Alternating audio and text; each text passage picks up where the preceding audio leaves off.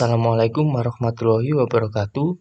Dalam video kali ini saya ingin menjelaskan bagaimana cara menggunakan software Dynotest versi 1.7.72. Oke, langsung saja. Biasanya banyak teman-teman yang tanya, "Mas, apakah logonya bisa diganti pakai logo bengkel saya?" Jawabannya bisa. Caranya gimana?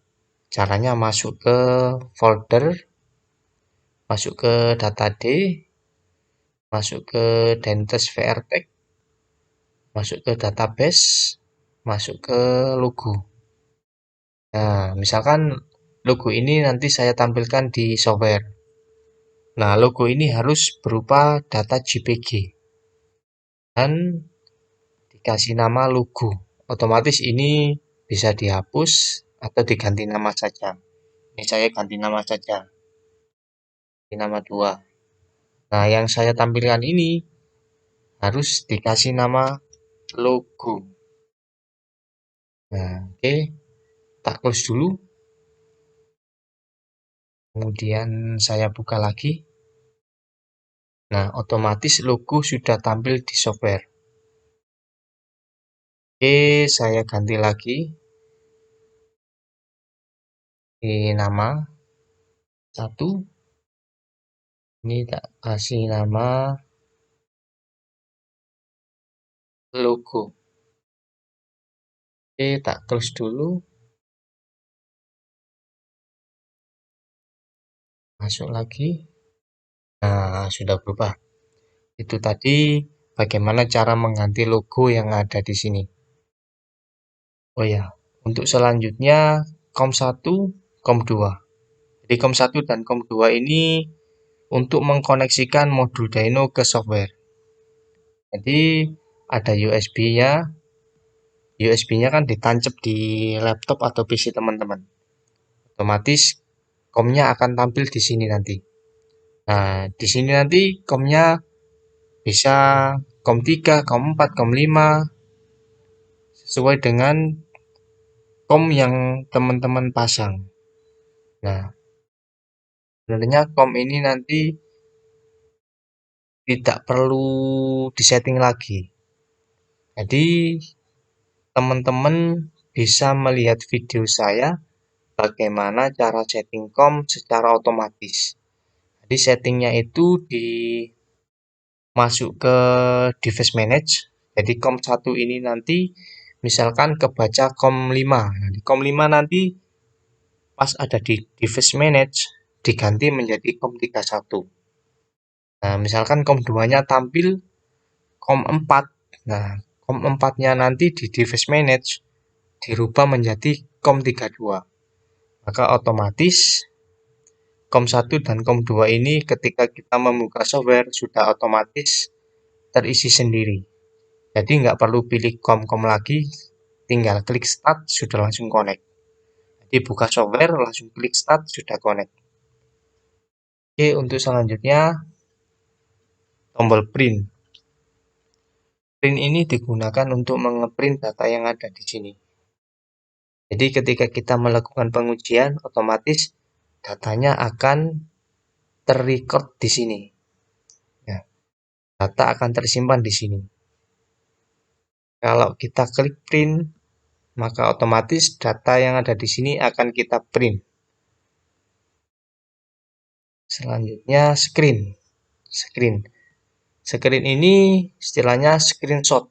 Jadi menangkap atau menyimpan gambar yang ada di layar ini. Oke, contohnya saya simpan dengan angka nama 1. Gambar tersimpan. Oke. Kita lihat. Nah, sudah tersimpan kan? 1. Oke, selanjutnya color. Jadi color ini digunakan untuk merubah warna yang ada di bagian grafik sini. Contoh grafiknya warnanya tak rubah menjadi warna putih. Tak pilih warna putih, klik OK. Nah, otomatis warna grafik backgroundnya menjadi warna putih. Oke, selanjutnya export. Export ini digunakan untuk mengekspor data yang ada di sini. Ya, ketika kita melakukan pengujian, kan di sini ada datanya. Kemudian kita klik ekspor, otomatis data yang ada di sini akan terekspor berubah menjadi data Excel. Nah, karena kan ini belum ada pengujiannya, otomatis kosong. Oke, selanjutnya refresh. Refresh ini digunakan untuk membersihkan atau menghapus data yang ada di record ini dan di bagian grafik. Nah, ketika kita melakukan pengujian, hasilnya kurang sesuai, bisa di refresh. Kalau hasilnya bagus, bisa diklik export atau again. Jadi again ini untuk mengekspor data sekaligus merefresh. Jadi setelah mengekspor data di bagian sini, langsung merefresh. Jadi otomatis data akan kosong tapi sudah terekspor. Oke, selanjutnya print AFR. Jadi print AFR ini digunakan untuk mengeprint grafik yang ada di sini, AFR dan RPM. Print power untuk mengeprint grafik yang ada di sini, power, torsi, RPM, kilometer. Untuk save AFR untuk menyimpan gambar grafik AFR dan RPM. Untuk save power untuk menyimpan grafik di bagian sini, power, torsi, RPM, kilometer. Untuk power ini AFR ya, untuk AFR meter. Nah, AFR meter ini untuk melakukan tuning output bahan bakar. Nah, bisa menggunakan software AFR meter biar lebih simple dan sederhana. Jadi hanya melihat data RPM dan AFR, jadi lebih sederhana dan terrecord di sini nanti nge-record. Oke, selanjutnya power ini untuk melihat data horsepower dan torsi yang lebih besar. Nah, di sini kan kecil. Kalau kita klik power ini nanti ada grafik horsepower, torsi. Untuk color ya merubah warna yang ada di sini. Refresh, menghapus. Oke, ini nanti saja, kita lanjut di bagian sini. Oke, lanjut ke menu motor. Nah, menu motor. Nah, menu motor ini kan ada sport, matic, cup. Jadi digunakan untuk melakukan pengujian, misalkan motor sport 150 cc. Ya, kita pilih. Nih. Selanjutnya calibration torsi. Nah, ini untuk mengkalibrasi. Misalkan ini kan kalibrasinya 0,8. Nah, sedangkan pengujiannya itu katakanlah torsinya motor yang kita uji 11 Newton meter. Torsinya 11, sedangkan standarnya harus 14. Misalkan pabrikannya mengeluarkan motor ini dengan spek torsi 14. Nah, di sini katakanlah terbaca 11. Nah, bisa dikalibrasi di sini. Ini kan 0,8 ya. Berarti di atasnya harus dikasih di atasnya. Bisa 0,9, bisa 1, bisa 1,1, 1,2. Jadi sesuai dengan hasil torsi yang kita inginkan. Contoh, kita delete dulu, kita input 0,9. Nah, 0,9 ini kebacanya berapa nanti torsinya? Misalkan 13, berarti kan kurang tinggi. Kurang tinggi. Berarti bisa diganti satu. Satu ini. Nah, kita uji lagi apakah sudah pas sesuai yang kita inginkan. Kalau sudah pas ya nggak perlu dikalibrasi lagi. Ini kalibrasinya sudah permanen. Nah, ini kan belum tak save ya. Tak save dulu. Save. Kita masuk lagi. Kita lihat kalibrasinya. Nah, sudah berubah menjadi satu ya. Ini kalibrasi secara permanen. Jadi sekali kalibrasi aja sudah bisa digunakan seterusnya. Oke, untuk kalibrasi power. Nah, ini power. Kalibrasi power ini sama seperti kalibrasi torsi tadi. Misalkan menguji motor, katakanlah standarnya itu 15 HP. Nah, di sini kebacanya 17 HP atau 16 HP. Ya, otomatis kan ketinggian. Jadi bisa diganti atau dirubah. Kita delete dulu datanya. Ini kan tadi satu, berarti kalau kurang kecil berarti harus di bawah satu. Bisa 0,9, bisa 0,8, disesuaikan. Nanti ketika sudah kita kalibrasi, kita save dulu. Nah, lagi, terus kita uji motornya, apakah sudah pas. Kalau misalkan 0,9 ini masih kebesaran, bisa di delete lagi, di input lagi 0,8, oh sorry, ya 0,85 atau bisa 0,80, 82, oh sorry 83, 82, disesuai dengan yang teman-teman inginkan, pasnya di mana.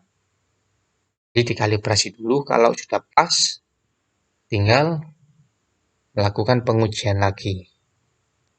Nah, ini biasanya kalibrasi HP dan torsi ini dilakukan setelah dyno baru ya. Jadi beli dyno baru, kalibrasi dulu HP sama torsinya. Oke, tak save aja. Oke. Otomatis kalibrasinya sudah tersimpan ya, 0,82. Oke, untuk selanjutnya tipe motor. Tipe motor ini digunakan untuk memilih RPM motor. Jadi kalau kita menggunakan motor injeksi ya pilih injeksi, kalau karbu ya pilih karbu. Di tipe motor ini berfungsi untuk menentukan nilai RPM pada motor tersebut. Untuk HV1 ini biasanya digunakan untuk motor yang RPM-nya tinggi, high voltage, atau biasanya motor-motor yang CDI AC ya. Biasanya RPM-nya bacanya tinggi-tinggi. Jadi disesuaikan saja HV1, karena HV1 ini ketinggian bisa HV2, bisa HV3. Jadi semakin ke bawah ini RPM-nya nanti bisa semakin kecil. Oke, selanjutnya limit. Nah, limit RPM. Limit RPM ini untuk membatasi RPM. Ketika saya klik limit RPM 8000, maka otomatis RPM ini tidak akan melebihi 8000. Jadi maksimal di 8000. Kalau saya klik 9000, berarti maksimal di 9000 nanti. Jadi nggak bisa melebihi 9000. Itu fungsi untuk limit RPM. Kalau pilih non, berarti dia mengikuti sesuai putaran mesin. Ya 10.000 ya 10.000, kalau 8.000 ya 8.000. Untuk injection, jadi ini untuk kalibrasi ya, misalkan RPM-nya terbaca 2000, kalau ditambah 100 ya 2100 ya. Karena sih untuk kalibrasi saja. Kalau karbu ini juga sama. Kalau di sini dipilih tipe motor karbu, ya di sini kalau mau kalibrasi misalkan kebaca 2000 pengen ditambah 100 ya klik ini terus dipilih 100. Sebenarnya sih ini nggak terlalu penting ya, karena RPM-nya sudah sesuai. Kemudian calibration. Nah, calibration ini calibration yang nggak permanen. Misalkan kita menguji motor, ya sama seperti yang ini tadi.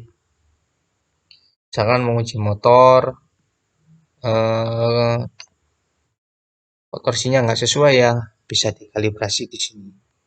Dikalibrasi di sini itu nggak permanen ya. Ketika kita sudah close software gini, maka kalibrasi yang ada di sini itu berubah seperti awal. Jadi dia mengikuti kalibrasi yang di sini. Di sini tadi. Di ini kalibrasi yang tidak permanen. Di kalibrasinya ketika softwarenya sudah selesai di close, otomatis akan kembali seperti semula. Nah, untuk AFR. Ini untuk mengkalibrasi pembacaan AFR. Nah, misalkan AFR-nya motor ini biasanya sih paling basah 12. Nah, di sini kebacanya 13. Otomatis kan kurang kecil. Nah, 0,6 ini bisa dirubah. Bisa 0,5, bisa 0,52, 53, 54. Jadi disesuaikan saja agar nilai pembacaan pas sesuai dengan yang kita inginkan. Kalaupun kurang besar, katakanlah kebacanya AFR-nya 10, nah standarnya 12 atau 11, berarti kan kurang besar, ini ditambah. Berarti 0,6 ini ditambah, bisa 0,7, bisa 0,65, bisa 0,68, di nilainya harus di atas 0,6 ini. Nah, itu cara untuk mengkalibrasi AFR. Jadi datanya di delete dulu ya, delete, kosong di sini, terus di input. Sekarang tak input 0,7, tak save. Dan tak buka lagi, tak lihat, nah otomatis data sudah tersimpan. Oke, selanjutnya KMH. Nah, KMH ini juga sama seperti torsi, horsepower, AFR. Jadi kalau misalkan KMH-nya kebaca di speedo 150, kemudian di software 147 atau 148, otomatis kan ini kan softwarenya kebesaran bacanya, jadi bisa dikecilkan. Berarti kalau untuk mengecilkan, berarti angka 1 ini kita input di bawahnya, bisa 0,9, 0,8. Yang penting bisa pas sama dengan speedo di motor. Nah, biasanya kalibrasi ini tuh cuma sekali aja sih, nggak perlu beberapa kali. Bisa mencari motor yang ada speedometernya, seperti Scoopy itu kan ada speedometernya, atau apalah, kan banyak motor yang ada speedometernya itu. Bisa dilihat kilometernya, dicocokkan, dikalibrasi di sini. Kalau misalkan kurang besar ya bisa diinput 1,1, 1,2 gitu sampai pas sama seperti yang diharapkan. Oke, kita close dulu ya. Jadi kalibrasi ini sama sih KMH sama FR, sama torsius power tadi sama. Intinya sama. Untuk file ini untuk membuka data pengujian. Oke, saya coba klik draw. Nah, ini kan ini misalkan ini pengujian pertama saya. Ini saya melakukan pengujian. Nah, di sini ada RPM, AMA, torsi, horsepower, AFR, lambda. Ini untuk RPM roller ya, boleh ya. Ini untuk time waktu, jadi ada waktunya di sini. Nah, ini ada waktu. Misalkan pengujian ini saya pengen gabung sama pengujian kedua saya, di perbedaannya perubahannya itu berapa sih? Jadi bisa digabung grafiknya. Kita buka pengujian kedua. Nah, ini pengujian kedua saya. Kita klik draw 2. Nah, ini. Nah, ini cara menggabung data pengujian pertama dan kedua. Nah, dari sini kan kita bisa lebih detail melihatnya. Nah, ini kan pengujian pertama. Ini grafik RPM ya, warna putih, grafiknya putih. Terus KMA, warna kuning, ini. Warna kuning KMA. Ini torsi, ini merah. Merah ya, merah. Power kuning ini. AFR, merah ya. Ini yang merah ini. Melihat lebih besar, bisa klik power. Nah, ini pengujian pertama dan kedua. Jadi sebelum diservis atau di tune up atau di tuning, di dyno dulu, terus simpan. Kemudian setelah di tune up atau diservis atau di remap, bisa di dyno lagi. Kemudian dilihat perbandingannya, perubahannya berapa. Ada kenaikan atau malah sebaliknya. Nah, di sini kan kalau kita punya data ini kan mungkin konsumen lebih puas kalau ada datanya. Oke, selanjutnya dyno test. Kita klik dyno test. Nah, otomatis akan ada tampilan baru. Nah, software yang di bagian ini, nah ini untuk motor-motor yang apa ya, koilnya itu jadi satu sama busi, seperti Ninja apa ya, yang 600 cc itu ya, Ninja ZX atau apa ya, kurang tahu aku. Nah, itu kan kata teman-teman, Mas, kalau pakai RPM sensor ini bacaannya ngaco. Nah, soalnya koilnya jadi satu sama busi, jadi sensornya kurang sensitif atau gimana ya, jadi bacanya ngaco. Nah, solusinya pakai software ini. Nah, nanti bisa ambil RPM ini di roller. Jadi mengambil RPM di roller, kita tekan tombol start, otomatis kilometernya kan jalan, roller diputar, nanti RPM-nya kan kebaca di sini. Nah, itu nanti kalibrasinya di sini. Misalkan RPM kebacanya di sini 6000, kemudian di speedometer kebaca 4000. Berarti kan kurang kecil. Bisa diinput di sini. Bisa pilih HV1, HV2, HV3. Misalkan ini 6000, berarti kan kurang kecil. Di speedometer 4000, bisa pilih HV2. Kurang kecil lagi, bisa pilih HV3. HV3 kok masih 3000, bisa pilih HV4. Nah, nanti kan ada perubahannya di sini. Jadi dikalibrasi dulu, disamakan dulu. Bisa juga input secara manual di sini. Nah, ini untuk kalibrasi RPM. Jadi dicari sampai yang pas. Kalau sudah pas, bisa pilih auto run. Nah, kalau sudah pas ya, pilih auto run. bisa autoran 1000 rpm, bisa 1500, bisa 2000. Nah, standarnya sih di rpm 2000 atau 3000. Kalau saya melakukan pengujian biasanya di rpm 3000.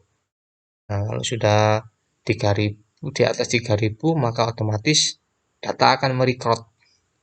Jadi autoran ini untuk merecord data. Jadi kalau rpm-nya ini kebaca, katakanlah tak klik 3000 ya. Kalau kebaca 1000, 1500, 2000 ini nggak akan nge-record. Dia akan nge-record kalau rpm sudah di atas 3000. Jadi dia baru nge-record. Oke, selanjutnya drag. Nah, ini software mode drag simulator. Nah, drag simulator ini digunakan untuk pengujian motor berdasarkan jarak ya. Untuk menunya, startnya bisa kilometer 1, kilometer 2, sampai kilometer 20. Biasanya saya ngetesnya pakai kilometer 1 aja. Jadi dari awal start kan 1. Nah, untuk distance, ini jarak, kita klik 201 meter ya. Nah, otomatis di sini 201 meter. Nah, di sini nanti untuk membaca maksimal kilometernya berapa, ini jaraknya 200 meter. Nah, di sini nanti berapa detik. Otomatis bisa lebih mudah untuk menganalisa motor ini dengan kecepatan sekian itu dalam waktu sekian itu jaraknya sekian. Jadi bisa lebih mudah untuk menganalisa motor. Ini bisa digunakan untuk drag simulator. Untuk COM-nya ya seperti tadi, kalau COM-nya sudah disetting portnya di bagian device manage, nggak perlu dipilih lagi, tinggal klik start. Untuk dyno test, untuk kembali ke dyno test ya. Nah, untuk pause ini untuk kalau pengujian pengen dihentikan ya bisa diklik pause, bisa diklik start dan stop. Ini refresh untuk merefresh data, di merefresh grafik, kemudian angka di sini nanti kan kalau sudah sesuai dengan jaraknya berapa meter kan otomatis di sini nanti akan tampil berapa detiknya. Kalau kita klik refresh, otomatis di sini akan merefresh menjadi 0 lagi. Untuk ini exit ya keluar. Untuk screen ya menyimpan dalam berupa gambar screen. Ini untuk kalibrasi. Nah, contohnya kalibrasi. Nah, contohnya ini. Misalkan dengan kalibrasi 1 ini waktunya kurang lama. Soalnya kan rollernya kan berbeda-beda. Ada yang kecil, ada yang besar. Soalnya kan roller itu kan diibaratkan sebagai penumpang dan berat motor. Nah, misalkan kalau rollernya kecil kan otomatis penumpangnya kurus atau kecil penumpangnya. Kalau rollernya besar kan penumpangnya besar dan berat. Otomatis kan waktunya kan juga berbeda. Jadi beban yang dinaiki motor itu mempengaruhi waktu untuk mencapai jarak yang ditentukan. Contohnya motor sama ya. Penumpang pertama dengan berat katakanlah 50 kilo.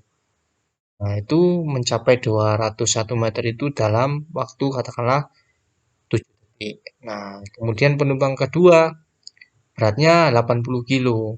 Otomatis untuk mencapai waktu 201 meter itu bisa melebihi, bisa 8 detik, bisa 9 detik. Karena kan bebannya bertambah berat. Otomatis akselerasinya kan lebih panjang. Nah, ini bisa dikalibrasi di sini. Jadi disesuaikan. Oke, untuk selanjutnya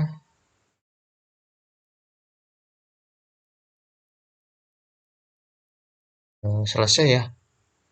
Saya kira cuman itu saja bagaimana cara menggunakan software Dynotest ini. Untuk lebih jelasnya, kalau kurang paham bisa langsung menghubungi saya di nomor WhatsApp 081 54 kali 4394. Oke, untuk videonya sekian dulu dari saya. Terima kasih. Wassalamualaikum warahmatullahi wabarakatuh.